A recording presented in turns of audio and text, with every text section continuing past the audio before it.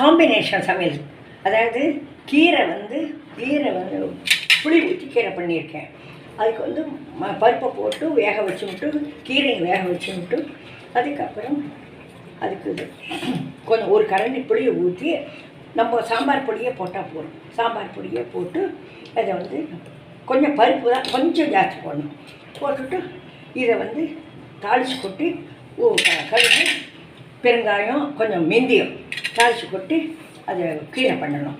இதுக்கப்புறம் இந்த உருளைக்கிழங்கு வந்து இந்த மாதிரி பொடியாக வேக வச்சு விட்டு அதை பொடியாக நறுக்கிட்டு இது வந்து ரோஸ்ட்டு கறி.